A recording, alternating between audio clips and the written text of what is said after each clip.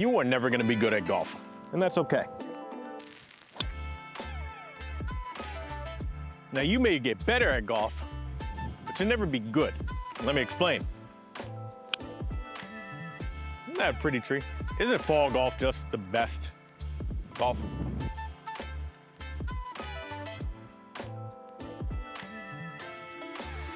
Back when I first started playing golf, and you could be in this position, I told myself I would be so happy if I could just learn how to break 100. If I could just make good contact with the ball and learn how to break 100, that's my goal. I would be happy, and then I did it.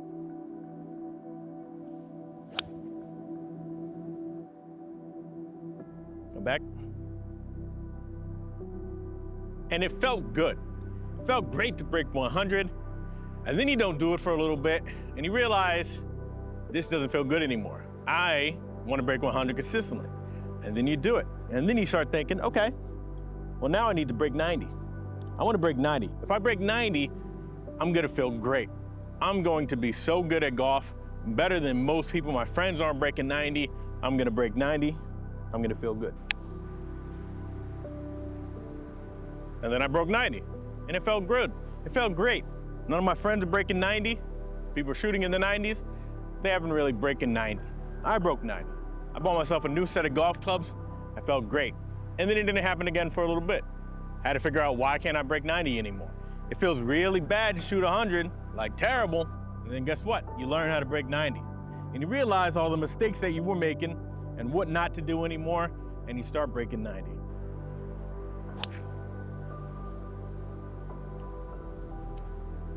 Hopefully that carried enough for the shortcut, but I don't know. I did not make the shortcut. I'm gonna move some rocks out of the way. And then you start breaking 90, and then you start shooting in the 80s and the low 80s.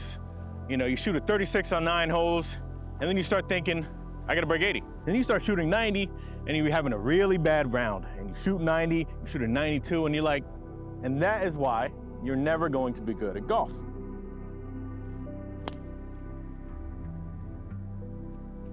Look at that. Oh, being good at golf is a fleeting feeling. It's a fleeting moment. And most of the time, you're not going to be feeling good at golf. Relative to maybe your friends or your peers or other people, they can say you're good at golf. What does that actually mean? Compared to my friends, I'm good at golf. Compared to other YouTubers, pretty dog shit. Compared to my round last time, how am I playing?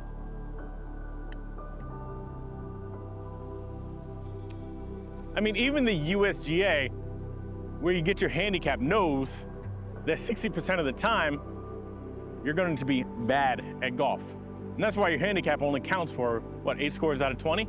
So most of the time, you're not going to be good at golf. In fact, all 20 of those rounds could be bad at golf. And that's what happens.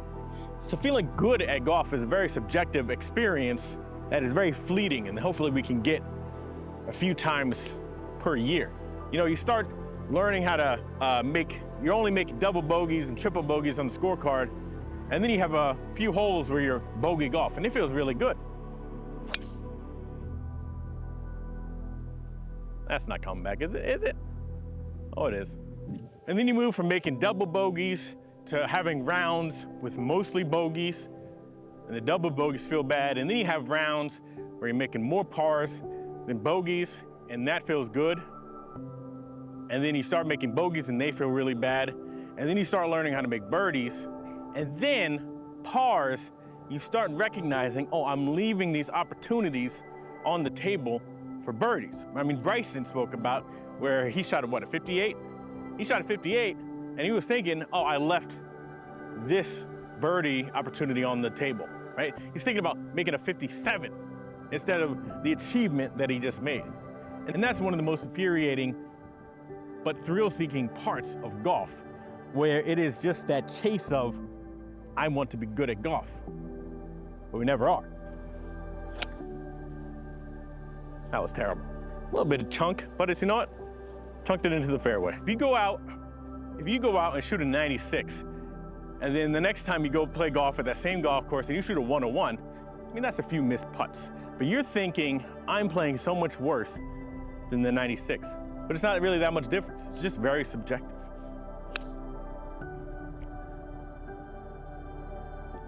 That was a great shot, by the way. I can't really tell how difficult that is. Short-sided over a bunker, and it slopes downhill. That was a great shot. Now, while I'm happy with this shot, if prime Tiger Woods hit that shot, he would jump in the bathtub with a toaster. Finding new ways to feel good at golf or enjoy happiness out of golf is one of the most important things, because if you only pursue feeling good at golf, you're only going to feel good a couple times a year, if that.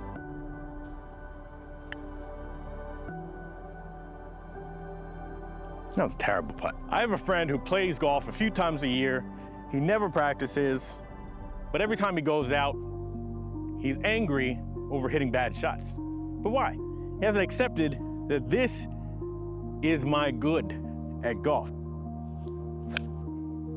I mean, you see, Luke Kwan and Taco Golf, they talk about, well, if they shoot in the 80s, they're gonna feel like dog shit. If I shoot in the 80s, I'm like, all right, that was a decent round, okay? Anything not below par for them feels bad. But for me, if I shot 74, I would feel great. I would celebrate. Now, that's not to say that you shouldn't try to go out and be better at golf. You should. I mean, you don't have to, right? There's many reasons to play golf. You can play golf just to enjoy the outdoors, enjoy the nice weather, hang out with friends. Focusing on score, that's one way to enjoy golf. I enjoy that. I enjoy getting better at golf. I enjoy hitting good shots. Nothing wrong with that. It does come with the realization that I'm probably never going to be good at golf. I'm gonna have a good round, but ultimately I'm not going to feel good. A bird just stole another bird. Not steal, my birds can't steal another bird, but a bird just stole another bird right behind the camera. That was wild. Sorry for the ADHD, but it's not to say that you shouldn't practice being good at golf. If being good at golf is the only thing that makes you happy in golf, then you're probably never really going to be happy in golf. Oh! I mean, Golf Sidekick talks about this all the time, where the score is just artificial construct. There's no reason for the score. Somebody just came out, decided, you know what, this is a par 70, this is par 72, par 68. If you shot a 70 and it was a par 60, everyone would discredit your score. If you shot 70 and it was a par 74, everyone would be like, you're the greatest golfer alive. But it's this, I mean, you took 70 shots on both courses. What's the difference? Now I know it's the difficulty of the course and blah, blah, blah, blah, but the point is, being good at golf is very subjective, and you need to find reasons why to be good or happy or sad at golf. Find new reasons to be good at golf. I'm gonna go out with the objective of, I just want to feel good with my short game today, right? And then if I achieve that, I feel good at golf. Everything else doesn't really matter. If I drive it out of bounds 14 times, but my short game is good, completed my objective. No more 3-putts today. I 2-putt every single thing. I feel good. I'm just gonna enjoy the weather. I don't care about score right now. I don't even know what my score is because I'm not keeping score. I'm having a good time.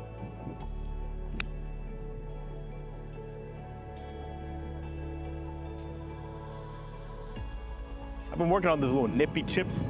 It feels good. I mean, ultimately in this rant of a video, you just have to think about what makes you happy in golf. Feeling the pursuit of good in golf makes me happy. That's what I do in life.